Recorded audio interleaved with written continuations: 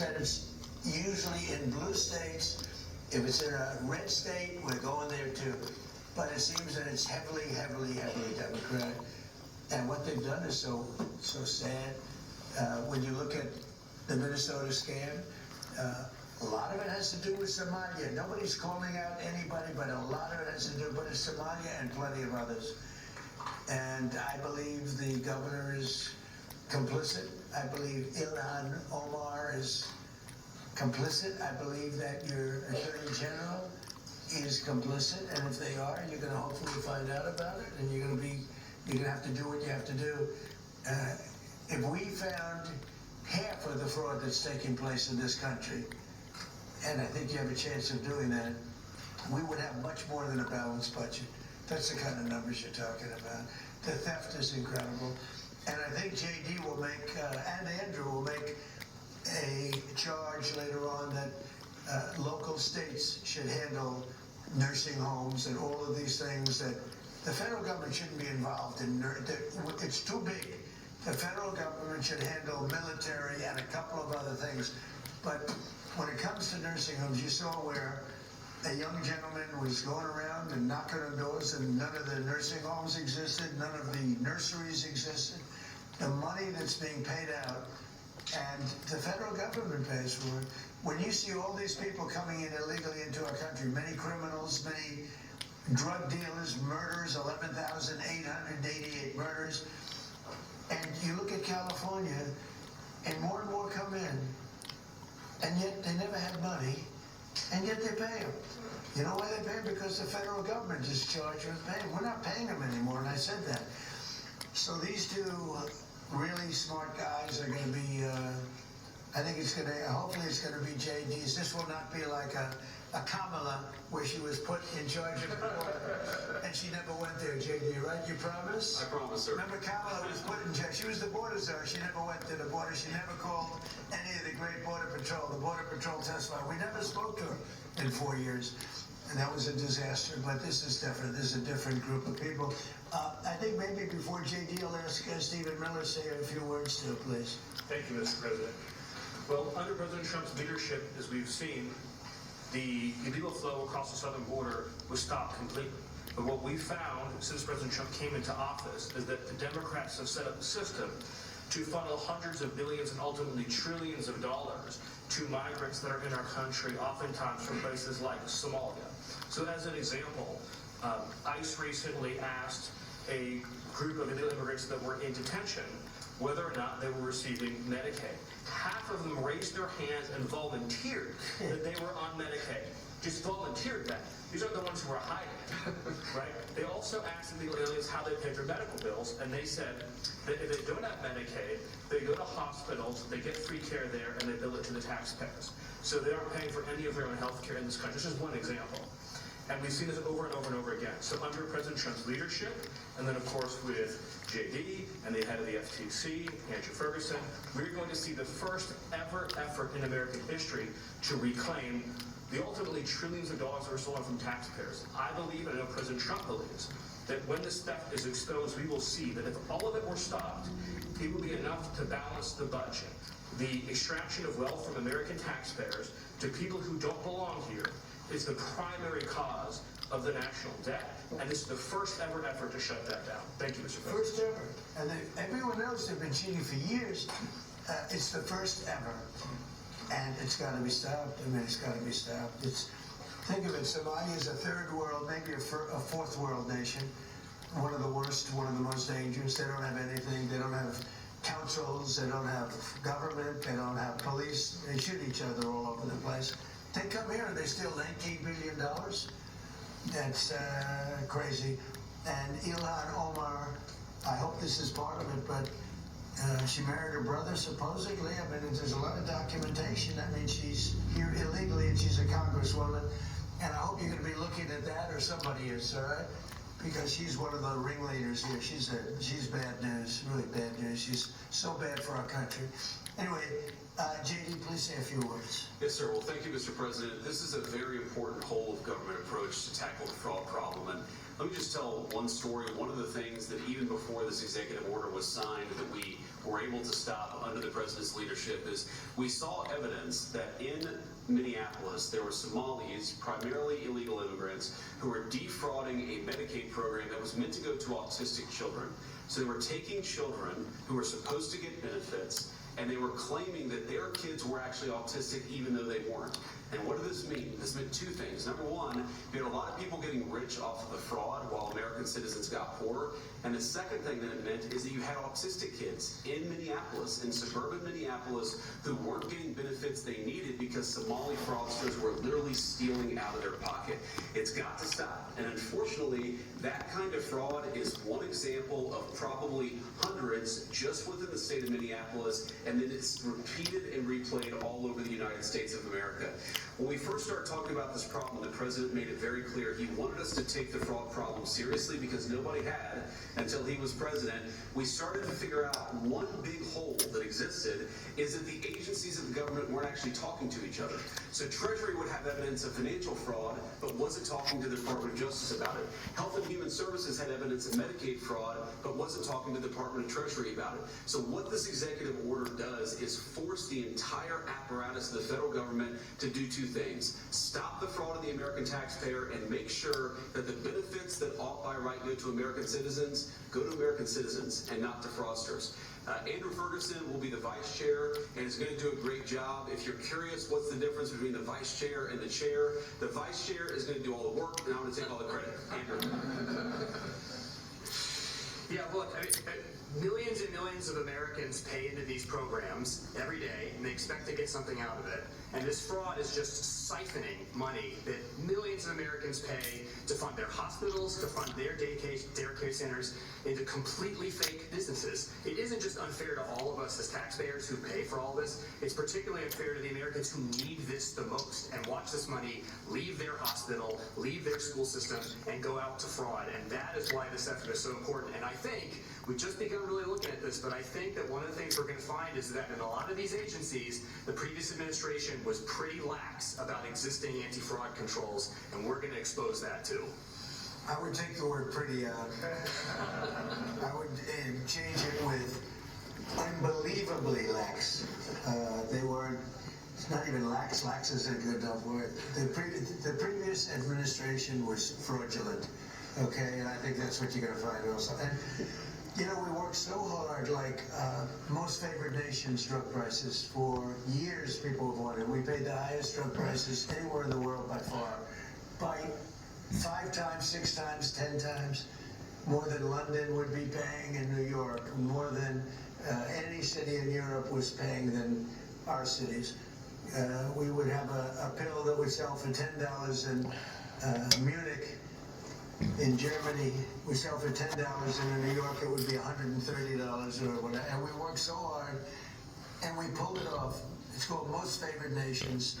So now we went from by far the most expensive drugs anywhere in the world, prescription drugs, to the least expensive.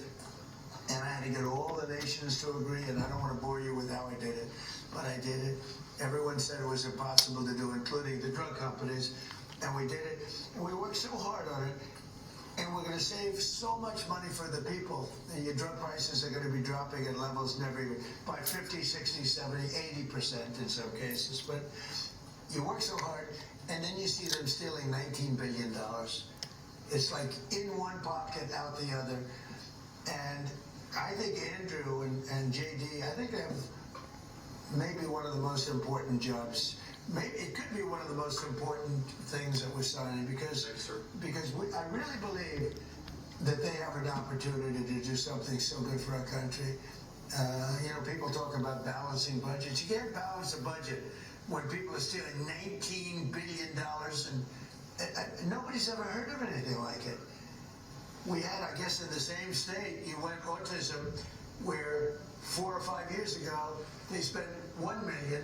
And now it's almost 400 million in just a few years. Well, autism didn't go up like that. And even the 1 million was probably a fraud, but it went from 1 million to almost 400 million in just a few years. These are crooked people. They basically said everybody in the state had autism. These are crooked, horrible people. And, you know, I was elected on with JD, Make America Great Again. That was it. And we can't have this stuff happening. We have to be respected. And they left. So I'm going to sign this. We'll take some questions, but let me sign this first before I don't forget. Let's see. Before I decide not to, okay? Yes, sir. I don't forget not to, but maybe I'll decide not to. I would decide not to. If I didn't think they could do the job, I would decide not to. But that'll be a terrible thing. I think they're going to find numbers, Andrew, I think you're going to find numbers that are far higher than you even think. And you know, Andrew came to us. He said, sir, he's read the stories about Minnesota. We know California is many times worse, but Minnesota's terrible. They're all terrible. Those cities are terrible. New York is terrible. What's going on in Chicago, Illinois, with that slob of a governor is terrible. And the kind of money we're talking about is just country changing.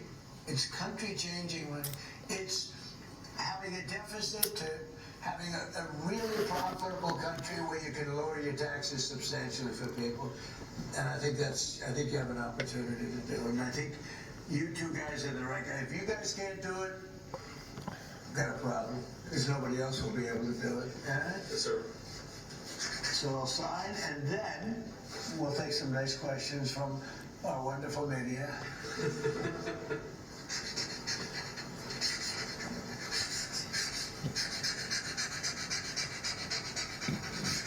Okay.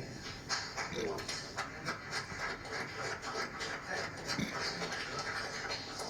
you go. Very important. It's a big deal. We've been working on this very long. Really? Yes, Say it sir. right? Will? Yes, sir. Andrew, do you have a question? Yes, Mr. President. You said during your state meeting that this type of fraud, the corruption, is the type of thing that can shred the fabric of a nation. Why do you suppose then that leaders in recent memory haven't looked at the systemic amount of fraud that's Because they're taking crooked. place? And Because they're crooked. They make money. They gain power. They use it for power. Like with the Somalians, they vote in a block, 100%. They make a deal with the Somalians. They all vote because they're on a gravy train. It's a company. It's money first. Power second. A lot of people say power first. No, it's money first. Power second. Do you ever see where like Mercedes? People come over from Somalia. They have no money, and now they're buying Mercedes-Benz cars. Okay, it's more cash goes out of the Minnesota airport than any other place in the world or something.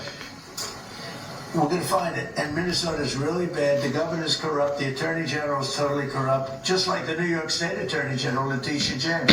She's a highly corrupt person. Bragg, the DA, is a corrupt person. They're all corrupt. These are corrupt people. And we got too many of them in our country. And we have to expose them. And we have to catch them. And if these two guys can't, these are high IQ people. I've always liked high IQ. These are high IQ people. If they don't do it, we're gonna go a long way, fellas, to find somebody else that's going to. We have no choice. If honestly, and they may not do a good job. If they don't do a good job, it's possible. If they don't do a good job, the country's sort of in trouble. Yes, go ahead. Thanks, sir. Two questions for And I think they're going to do a great job. Go ahead. First, Mr. Vice President, Democrats are already calling you the fraud czar. What's your reaction to that title? And then Good time. second, given I like your it. past skepticism of foreign adventurism, are you completely on board with the current war in Iran? So I like fraud czar. It's certainly what we're going to do. And look, we have to do it. As the president said, this is a problem that has festered in this country for far too long, and far too few people have actually wanted to do anything about it. That's what makes this administration different, is that we actually tackle the problems the American people have been confronting. So I'm very happy about it. And look, I think that I know what you're trying to do, Phil. You're trying to drive a wedge between members of the administration, between me and the president. What the president said consistently, going back to 2015, and I agree with him, is that Iran should not have a nuclear weapon. We have taken this military action under the president's leadership. I think all of us, whether you're a Democrat or Republican, should pray for its success and pray for the safety of our troops. That's the approach that I've taken. Make it as successful as possible. So there's no hesitation, given your past statements, with the current operation? What do you mean there's no hesitation with my past statements? Given your skepticism of foreign adventurism, you were a critic of the global war on terror previously. Well, I think one big difference, Phil, is that we have a smart president, whereas in the past we've had dumb presidents. And I trust President Trump to get the job done, to do a good job for the American people, and to make sure that the mistakes of the past aren't repeated. Absolutely. Thanks, sir. So JD's been great, but here's the simple thing, and I have, some people, I don't want wars. I want wars less than almost anybody. Peace through strength. But you know what? I've watched Iran for a long time. I called them out 20 years ago when I was a civilian that liked watching the world. And they're violent, vicious people. The leadership, violent, vicious people. They killed 32,000 protesters over the last 3 weeks. They put out a memo 2 days ago saying, if you protest, we will shoot you and kill you in the streets. And somebody said, oh, there's not that many protests. Well, first of all, there are bombs going off all over the place. But even if there weren't, who's going to do that? Who's going to do it? They don't have any guns, and the other ones have latest in line machine gun, right? And every form of gun you can have, they shoot them right through the middle of the head. They're violent people. If they had a nuclear weapon, they would use it. And sometimes I'll have some of the people that, feel very strongly, like I do about wars. And I say, do you think Iran is violent, and do you think their people are violent? Yes, leadership. Do you think they should have a nuclear weapon, which is massive power? I don't even want to discuss how powerful, because it's depressing. And they said, no, they shouldn't have. Definitely they shouldn't have. I said, and you don't want to fight war? No, we don't want to fight war. So these are naive people that frankly are stupid. If you believe that Iran should have a nuclear weapon, there's something wrong with you, because they would use it within, the only question is within 1 hour if they get it, or 1 day. They will use it, and they will blow up the entire Middle East, not just Israel. They'll start with Israel, but they will blow up. And you got to see that when they unexpectedly started sending missiles to every country within 1,000 miles of them. I mean, they're blowing up countries that were neighbors, not necessarily some friends. They actually were blowing up some friends. They were blowing up the people that handle their accounts. They're sending thousands of missiles into countries that didn't expect to be in the war because they wanted to take over the Middle East.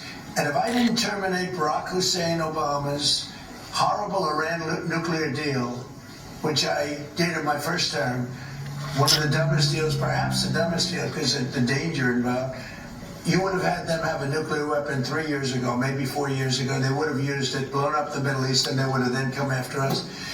And if these gorgeous B-2 bombers, give me that bomber, Andrews. Let me just hug that little sucker. Give me that bomber over there. Thank you. You knew immediately which one. This looks small, but in person it's very big. It's the only plane capable of carrying a 200,000-pound bomb. So I don't know how they do it. It's very sleek and nice, but it carries a lot of weapons and there's a lot of bombs. But had I not sent this incredible machine times numerous others to hit Iran at midnight with no moon, dead dark, every single bomb was dropped right down the chute that it was supposed to hit. How they do it, who knows? Nobody else can figure it. No other country can do it. No other country has our military or even close. And I think we've probably proven that with Venezuela and now with because we have done a number of Iran. But if I didn't do that, if I didn't decimate, I call it the nuclear dust, they would have had a nuclear weapon within 1 month after that bombing took place. And they would have used it on first Israel and then the Middle East. And you know that because all of those missiles that were launched against their neighbors were set long ago long before they knew they would be using them this quickly. Had we not done this, you would have had a nuclear war that would have evolved into World War III. And more important, this is a war that there would have been nothing left. So we've done a great thing. The people that say it's okay for a very sick ideology, a very sick country in terms of its leadership, very good people, great people. But the people that say that, I think they're actually, they're either evil or they're stupid. So if you believe that Iran should not have a nuclear weapon, they should not have it, then you have to absolutely love what I've done, because in 2 weeks we have decimated them. They have no Navy, they have no Air Force, they have no anti-aircraft weapons, they have no leadership. The leadership is gone. But then they set up a new leadership to go and name a new leader, and that leadership is gone. And now they think maybe the sun is gone. They're all gone. My biggest problem is I have no idea who we're talking to, because nobody ever heard of any of these people. They're all dead. But we did a job for the world, not a job for us, for the whole world.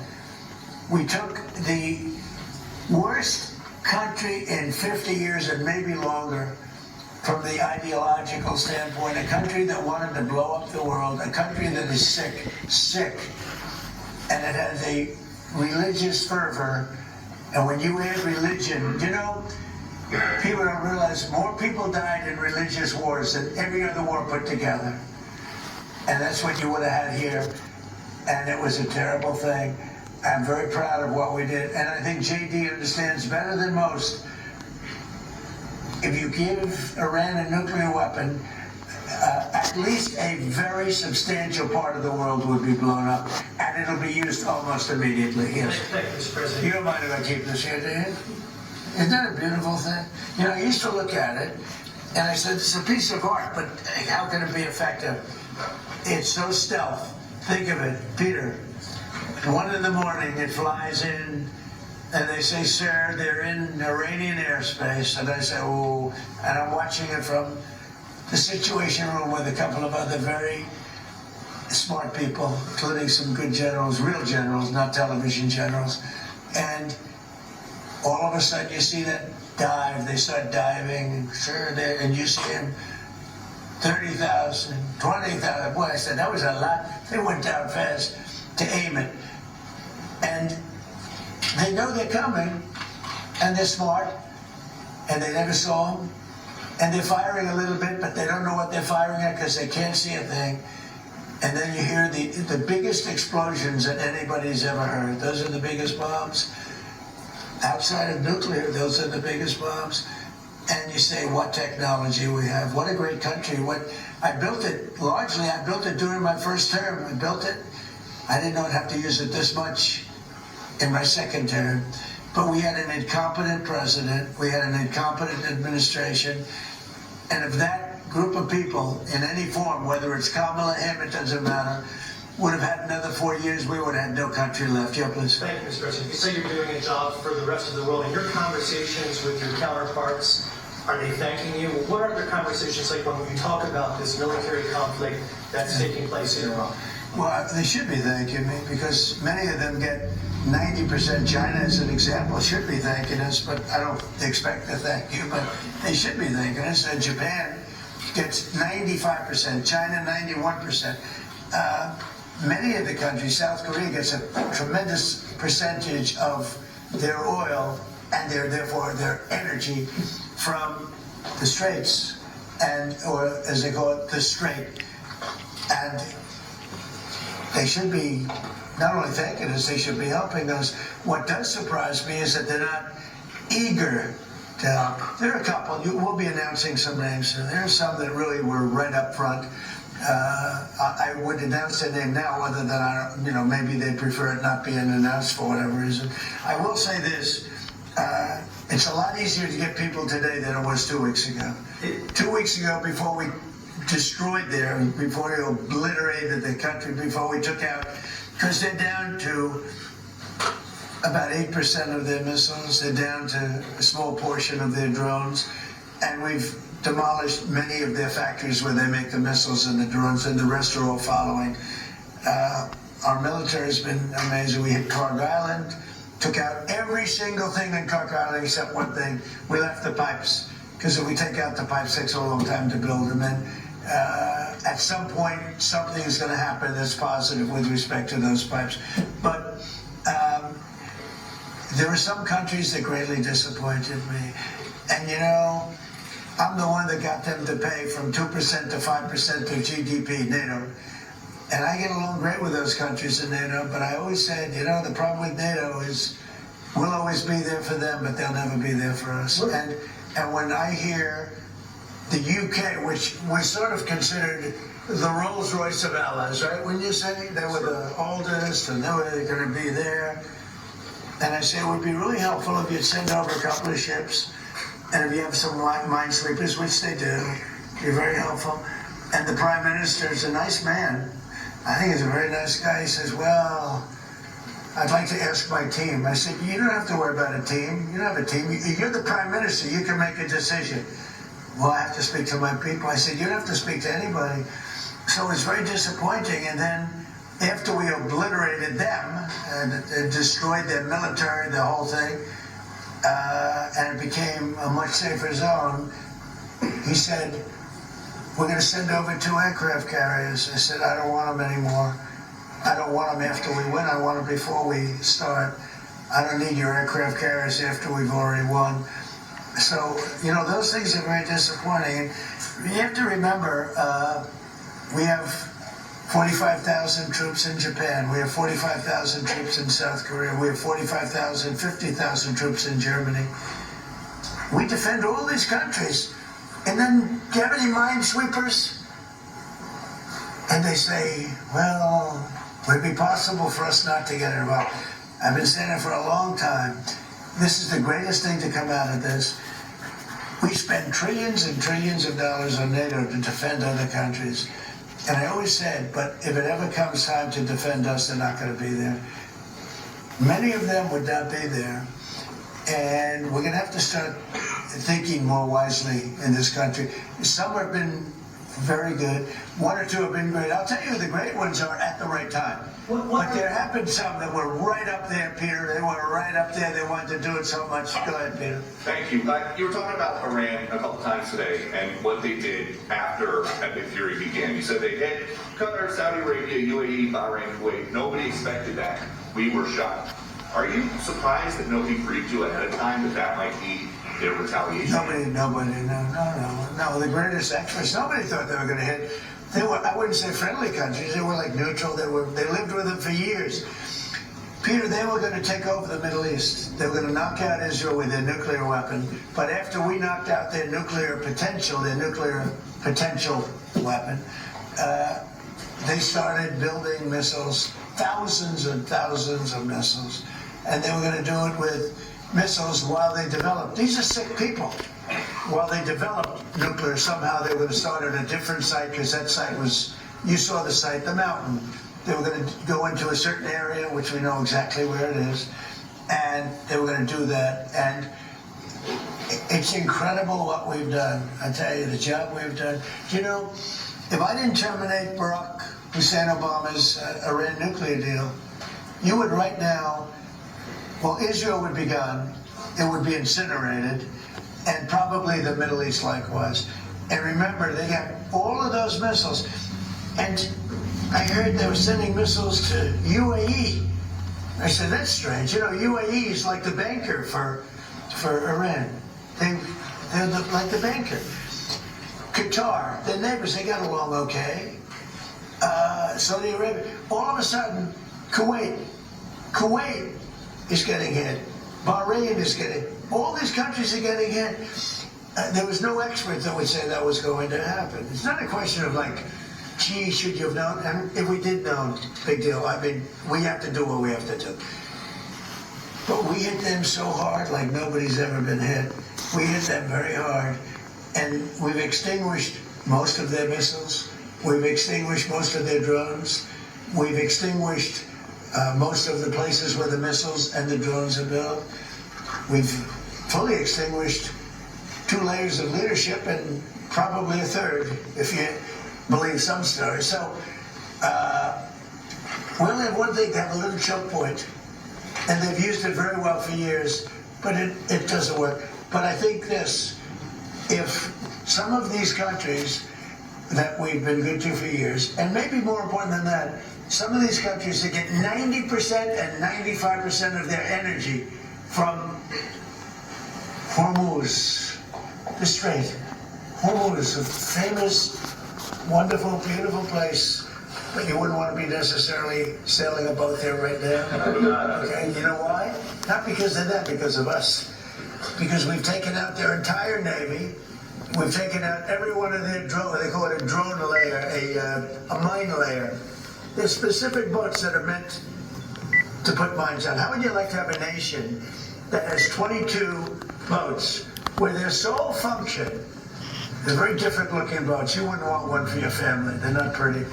Their sole function is to lift a mine into the water and drop it a certain number of feet down. But they had 22 of them. We've taken out all of them. But you can probably drop them off other boats. So we don't even know. By the way, we don't know that any mines have even been dropped. But the thought that they would scares people that have billion-dollar ships. Yeah, please. Thank you, President Trump. I'd like to ask Vice President Vance to go after possible fraud in California and New York. We know, of course, Minnesota. And President Trump first could ask you, you said earlier today that the new Supreme Leader, Republic Khomeini, you don't know if he's dead or alive. There are a couple of interesting reports about him today. There's one report that he just narrowly escaped death in the first air strikes by stepping out of his garden. There's another report that he may actually be gay, despite being in theocracy that gays gay people. How do you determine what's true, and do you have an assessment of this? Well, so far nobody knows. If you look at his father, he used to give talks a lot, you know, talking about death to America. He'd say death to America all the time. When they say death to America, you should believe them, because that's what they would have, if they had a nuclear weapon, they would have used it. But they never had the chance. I never gave them the chance to use it. And other presidents should have done, I spoke to one of the former presidents who I actually like. I actually speak to some, I do like some people, it'd be shocking. And he said, I wish I did what you did. Could have done it.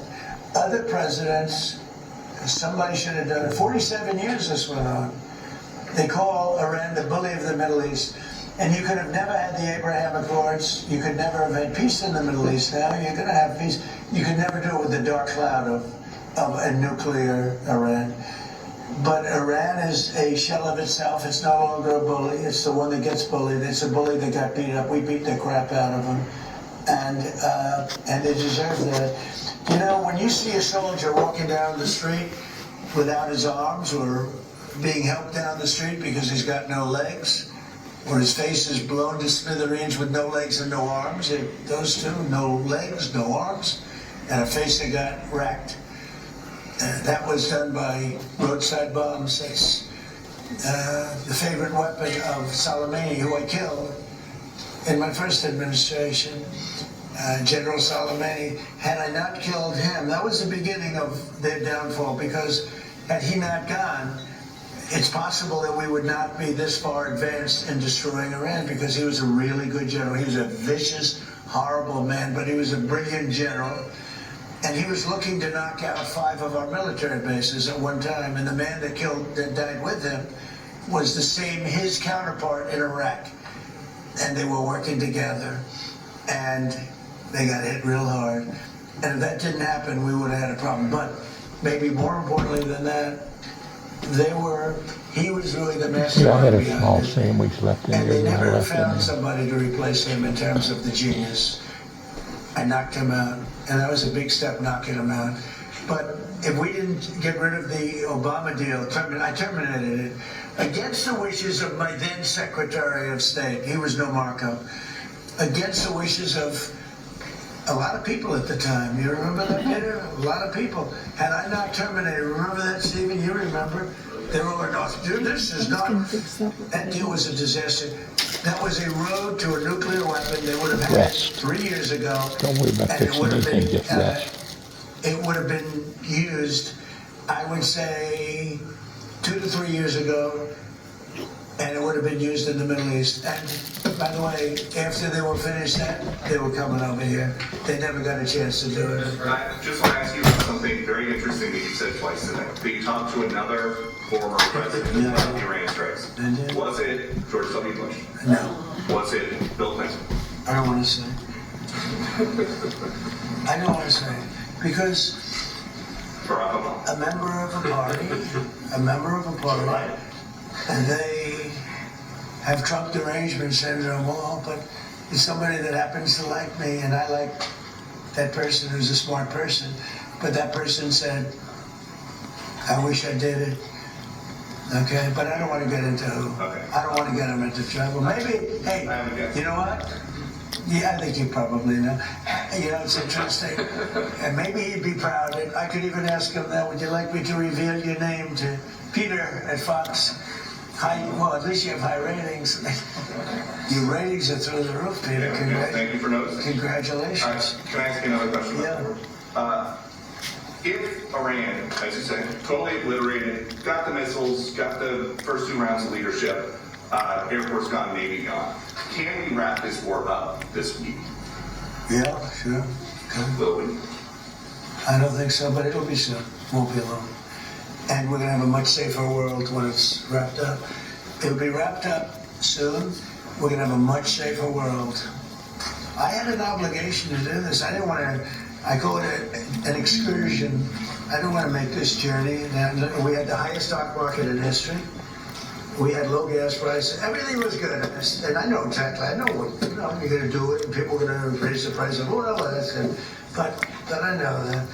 But that's a very small thing compared to allowing them to have, you want to see a stock market go down? Start letting them hit you with nukes, okay? I think, I said it this morning, I think it's a very small price to pay. And frankly, I thought it was going to go down much more, if you want to know the truth. I assumed that it was going to go down much more, only because people don't understand to a large, it's a big chess game at a very high level. It's a very high level chess, the highest. And I'm dealing with very smart players. These are smart people. They don't get there. You know, when you deal with some of these people, you're dealing with high level intellect, very high IQ people. These are not Jasmine Crockett and her group. These are smart people. These are really smart people, and violent people, and vicious people, and some very nice people. And some are very nice but violent. They turn violent. But you know what? If I didn't do what I did, we would have been hit.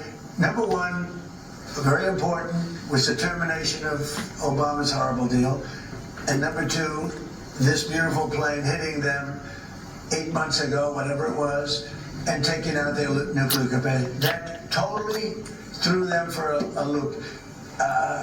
If they had that bomb at either time, 5 years ago or 7 months ago, if they had that bomb would have been used almost immediately. Mr. President, 2 questions on domestic policy, bringing it close to home. First of all, the Save America Act, what are you expecting this week when this vote takes place in the U.S. Senate? Will the Vice President's vote? I think it's imperative that it gets done.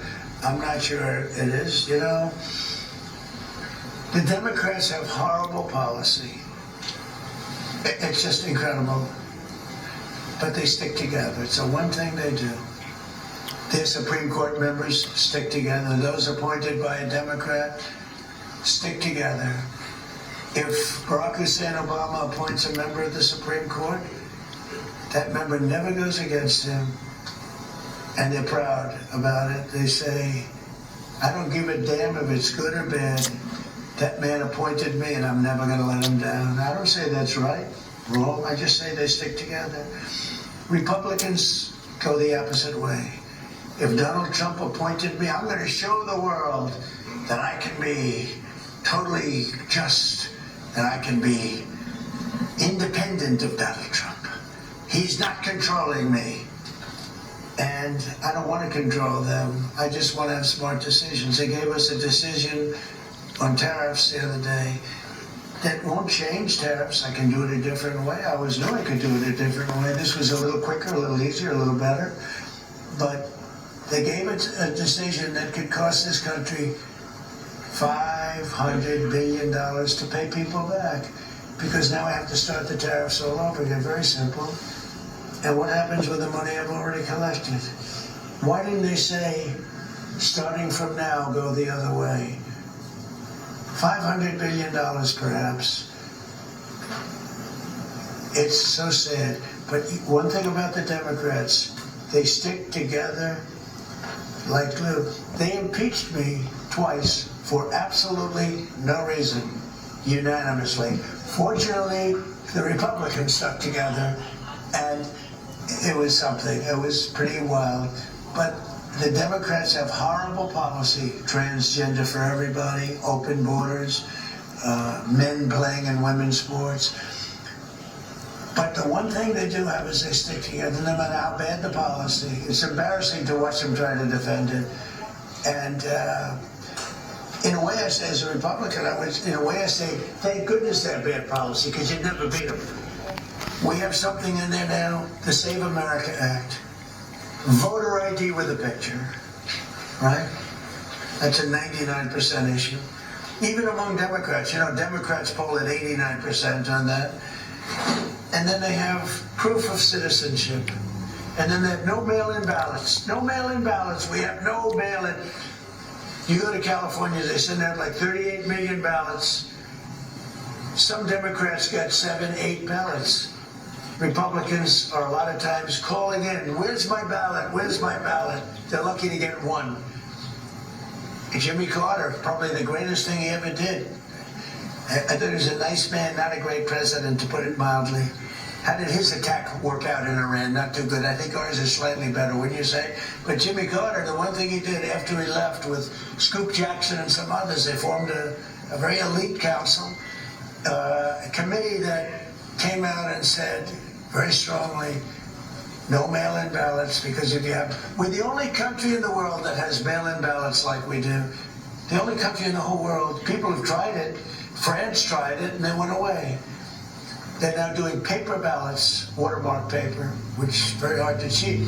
So when you look at what happens with this country, we really have to fix it. That'll be very popular. The other thing we put in there, just as best of, I call it the best of Trump.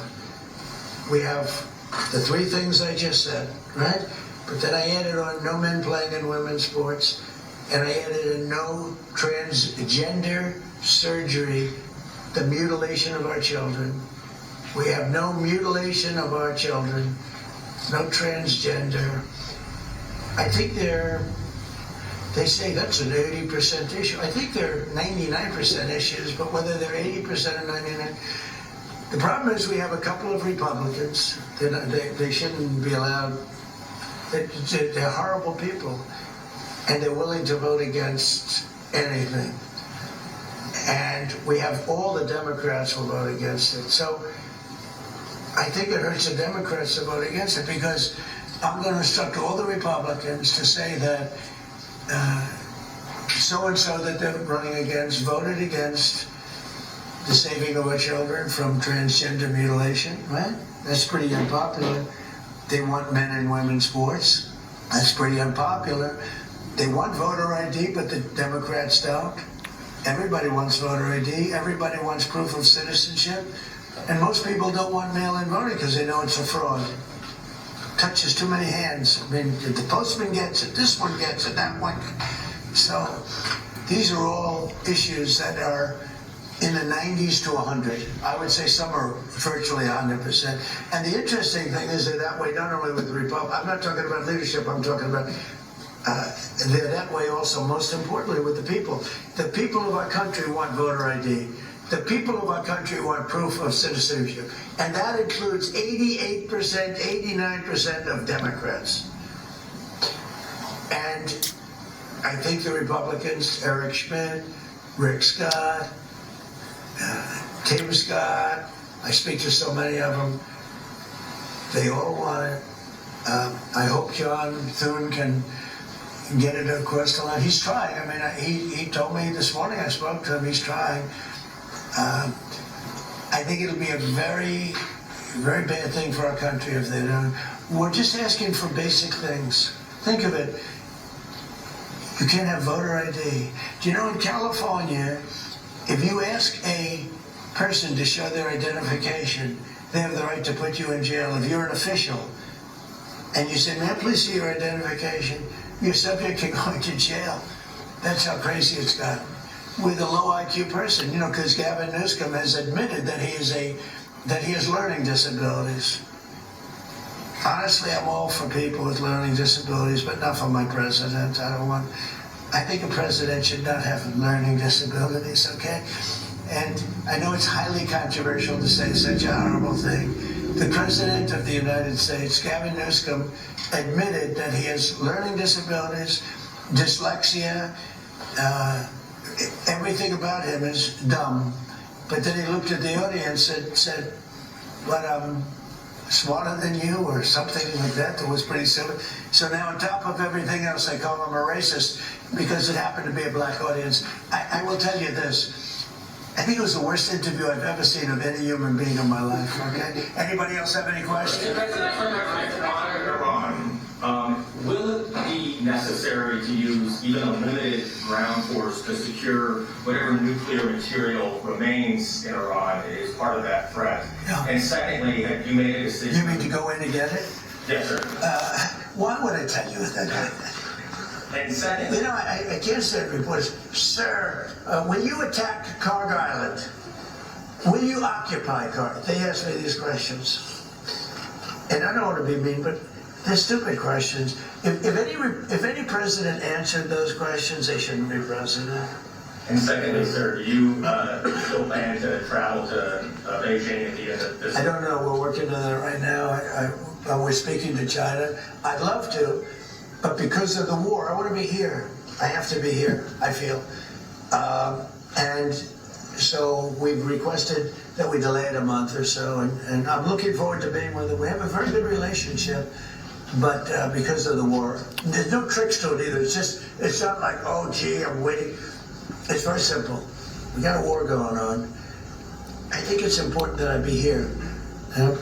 So it could be that we delay a little bit. Not much. Peter? When you say Cuba is next, Cuba. is Cuba, whatever you do with the military there, it seems like something. Will that look more like Iran or Venezuela? Can't tell you that. I can tell you that they're talking to us. It's a failed nation. They have no money, they have no oil, they have no nothing. They have nice land. They have nice landscape, you know. It's a beautiful island. I think they have great people. You know, I know so many people from Cuba that were treated terribly, and they're over here, they became rich.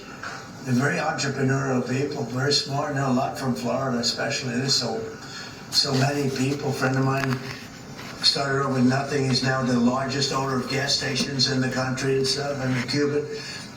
I also know, I was just with a fantastic person who's Cuban and made a fortune in sugar, you know, Fanjul family, right? And this family wants to go back to Cuba to visit it. They haven't been back in like 50 years or something. They largely come from Cuba. And we'll see what happens. They were asking me about that. They want to go back. Not only Fanjul, a lot of Cubans have said, "Oh boy, would they love to go back." I think Cuba, I don't know, in its own way, for you know, tourism and everything else, it's a beautiful island, great weather. They're not in a hurricane zone, which is nice for a change, you know. They won't be asking us for money for hurricanes every week. But I think Cuba's the end. You know, all my life I've been hearing about the United States and Cuba. You know, when will the United States do it? I do believe I'll be having the honor of taking Cuba. That'd be good honor. That's a big honor. Taking Cuba. Taking Cuba in some form, yeah. Taking Cuba. I mean, whether I free it, take it, I think I can do anything I want with it. You want to know the truth? They're a very weakened nation right now. They were for a long time. And very violent leaders. Castro was a very violent leader. His brother's a very violent leader. Extremely violent. That's how they governed. They governed with violence. But a lot of people would like to go back. Okay, one more question. Quick question on fraud for Vice President Vance. Mr. Vice President, you announced a couple of weeks ago in the EOB that the administration would be halting Medicaid payments to Minnesota until the state decided to take pervasive steps to root out fraud. Do you have an update to that specific situation? Do you think that that could be a model moving forward for the task force for states that won't cooperate? So I don't have an update there. Dr. Oz is looking to it, trying to work with the authorities in Minnesota to try to figure that situation out. But yeah, no, I think there are two obvious tools that we have to stop the fraud that's happening against the American people. One is that when we see evidence of fraud, we stop the payment. It's pretty simple, right? We know that the American people are being defrauded. Let's try to stop the payments and ensure that whoever's making these payments is actually complying with some basic due diligence and making sure the payments are going to the right place. I think the second tool, of course, we have, as the President mentioned, is we have law enforcement options. We know that some of this fraud is just bad. Some of it's criminal. We know that people are intentionally trying to defraud the American people. It's not just in Minnesota, it's all across the country. 99% is criminal. Yes, sir. So this is one of the reasons why DOJ is such an important part of this, is because we have to make sure that where we see criminal conduct, we actually prosecute it. And the President's talked about this a lot in the past. I don't need to repeat it, but it's worth noting that so many times when we find people engaged in really, really bad conduct, you know, the local judge or the local grand jury tries to stop it. One of the cool things about what we're doing is we're trying to take some innovative steps to ensure that when we find criminal fraud, we can actually prosecute it all the way to the end. Mr. President, She wanted one question. She's over here, and you guys are over there. Where's your main camera? Is it this one? Which one is the main camera? Okay, good. They sent it good. I thought it was that one. Go ahead. Mr. President, remember with Daily Wire, not CNN. Well, you've been watching President Trump and the Vice President as well in the Oval Office at this event throughout most of the hour, talking about fraud, talking about Iran, China, Cuba, and beyond. I'm Guy Benson in for Woke. Thanks for watching. The 5 is now.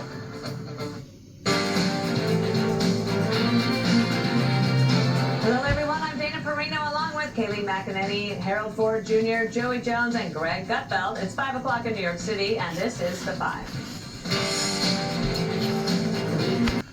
About the strait, that it would be a weapon, which I predicted a long time ago, predicted all of this stuff. He strongly encouraged other nations whose economies depend on the strait for blood. I mean, numerous countries have told me they're on the way. Some are very enthusiastic about it, and some aren't.